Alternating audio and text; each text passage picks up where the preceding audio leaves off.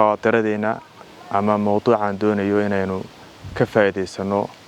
بشان رمضان بركيسن وحويان فائدوين كعافمات أي رمضان تو أما صوم كنو ليه أدونك أما wax kasta oo Ilaahay jireeyay waxa jira faa'iidooyin uu inoo leeyahay salaadu faa'iido leedahay xajku faa'iidooyin gaar ah inoo leeyahay sidoo kale soomkuna faa'iidooyin aad iyo aad u fara badan inoo leeyahay waxa laga sheekayaa oo la dhaxdaa faa'iidooyinka majaalo kala duwan oo fara badan baa la taabtaa mar waxa laga hadlaa faa'iidooyinka uu leeyahay acmaashan marka la sameeyo faa'iidooyinka aakhiro iyo xisaabta marka maalinta qiyaamaha inoo leedahay oo in badan waxa axaadiistan ku maqlay إنه صوم رسول الله عليه الصلاة والسلام كل عمل كستوب بن آدم كقبته السجع سكال إلا الصيام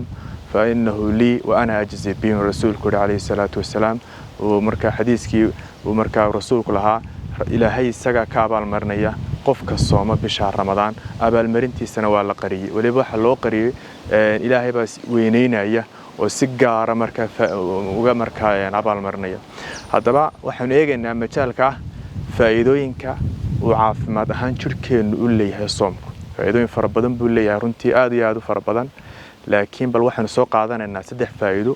oo markaa rukni ah ama aad iyo aad loo dareemo bisha Ramadaan oo qof kasta oo markaa bisha Ramadaan ka faa'iideysta oo in badan u dareemo jirkiisa uu ka dareemo faa'iidada koobaad ee ugu muhiimsan waxa weeyaan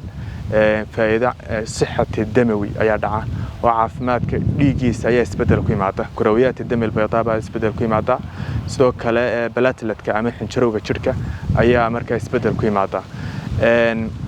على السمية تركيا نوح السمية زيادة كرويات الدم البيضاء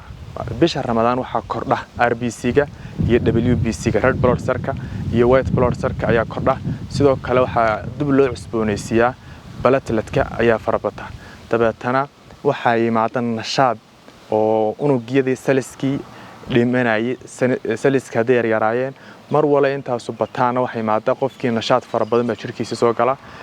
wadnihii dhiigi soo galayay dhiigi ka baxayay ayaa aad wanaagsanada wareega jirka circulation blood oo dhan ayaa dhiiga wada si fiican wanaagsanada waa qodobka koobaad qodobka labaad ee muhiimka ah isaguna waxa weeyaan cholesterolka ama sixada duhun baa dhaca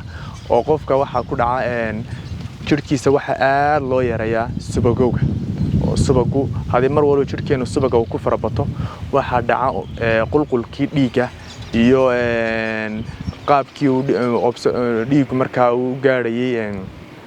dhammaan saliska unugyada dhan ayaa yaraada laakiin marka subaga la jirka laga yareeyo jirku wuxuu noqonayaa jir nashaada oo firfircoon oo caafimaadkiisu aad wanaagsan yahay marka soomku waxaan ka helno waxa kamid ah sixada duhun ayuu sameeyaa isagoo u simarayo la yareynayo cholesterolki iyo subagowga jirka subagi jirka ku badanayay ama dhiiga ku badanayay iyadoo la yareynayo rukunka labaad ama qodobka labaad ee aadka muhiimka waxa weeyaan waxaan nasta bisha Ramadaan waxaan nasta dhammaan unugyada jirka waxa ku dhaca waxa ay nasanayaan oo raaxaya dareemayaan dhammaan khalaaya adam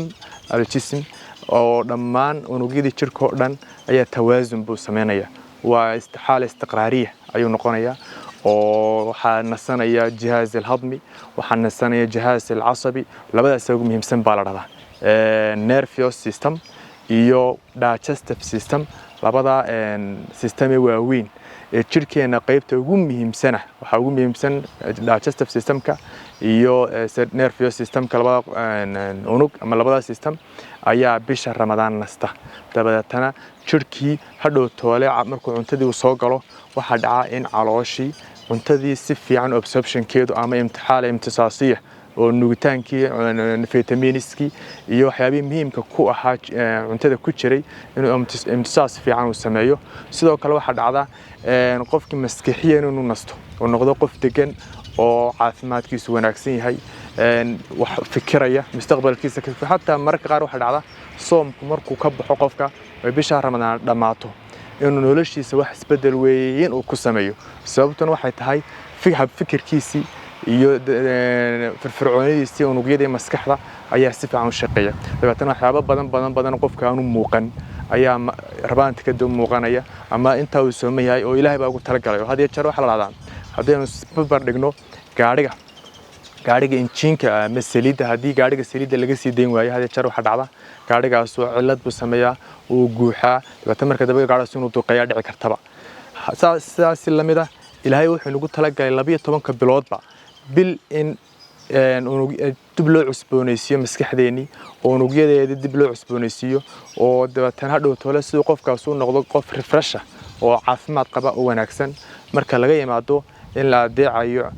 camalkan oo far ilaahay nagu faral yeelay waxa ka badan laba jibaar ah faa'iidooyinka gaarka ah inoo leedahay bisha Ramadaan waxaan ku soo koobaynaa bisha Ramadaan inay naga noqon cibaado inay naga noqon caado ay naga noqoto cibaado waayo caafimaad fara badan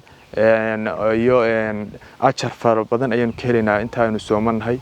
wa sallallahu wa sallam ala nabiyina Muhammadin wa ala alihi wa sahbihi ajma'in